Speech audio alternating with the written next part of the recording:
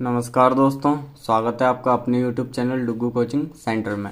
आज की जो क्लास है उसमें हम पढ़ने वाले हैं 3.3 का क्वेश्चन नंबर 8। इससे पहले जो क्लास हुई थी उसमें मैंने आपको 3.3 के क्वेश्चन नंबर 7 तक सारे क्वेश्चन करवा दिए। ठीक है, आज की क्लास में हम क्वेश्चन नंबर 8 से स्टार्ट करते हैं। ठीक है, क्वेश्चन नंबर 8 क्या है आपका? द फॉलोइंग फिगर्स GUNS मतलब guns and RUNS runs are parallelograms. ठीक है, आपको दो फिगर दिए हुए हैं। पहला क्या है आपका गन्स और दूसरा रन्स। ये क्या है? आपके पैरेललोग्राम है। ठीक है, इसके बाद क्वेश्चन है आगे फाइंड x एंड y। तो इसमें आपको क्या करना है? x और y की वैल्यू फाइंड करना है, जो कि यहाँ पे आगे लिखा हुआ है लेंथ्स आर इन सेंटीमीटर। इसकी जो लेंथ दी हुई है वो किस में है बेटा? सेंटीमीटर में। ठीक है, तो पहला वाला हम देखते हैं। पहला वाला फिगर है आपके पास ये।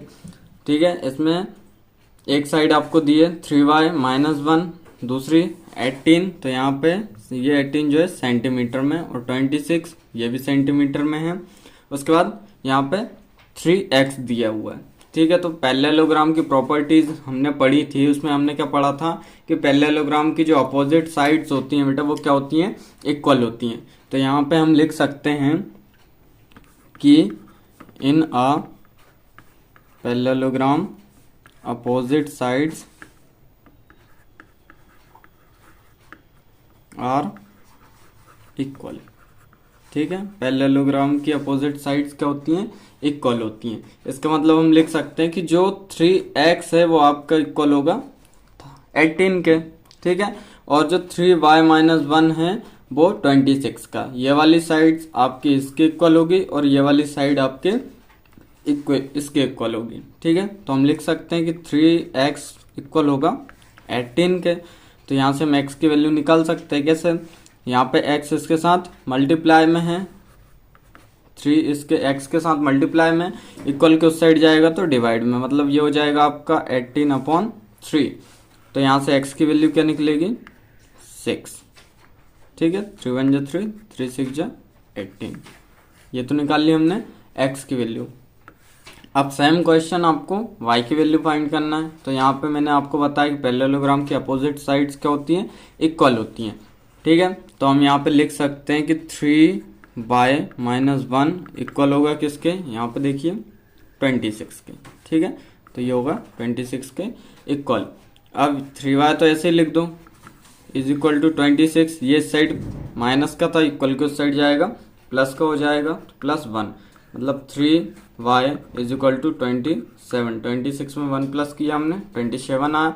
उसके बाद y इज इक्वल टू 27/3 हो जाएगा। ठीक है, तो यहाँ से 3 1 जा 3, 3 9 जा 27। तो y की वैल्यू क्या आएगी? 9। ठीक है, तो x की वैल्यू क्या आएगी? 6 और y की वैल्यू 9। ठीक है, इस टाइप से ये आपका क्वेश्चन नंबर 8 का फर्स्ट हुआ है। अब इसके बाद हम सेकंड देखते हैं। ठीक है, दूसरा क्या है आपका? आपको एक फिगर दिया हुआ है जिसका नाम है रन्स। ठीक है, इसके क्या हो रहे हैं? इसके डायगोनल जो हैं एक दूसरे को बाइसेक्ट कर रहे हैं। तो हमने एक प्रॉपर्टी पढ़ी थी पैरेललोग्राम में कि जो पैरेललोग्राम के डायगोनल्स होते हैं वो बाइसेक्ट करते हैं एक दूसरे को। ठीक है, तो सेम मतलब यहाँ पे जो लाइन क्रॉस कर रही है एक दूसरे को वो एक दूसरे के क्या होंगी? बराबर होंगी। तो हम यहाँ पे लिख सकते हैं कि in a parallelogram the diagonals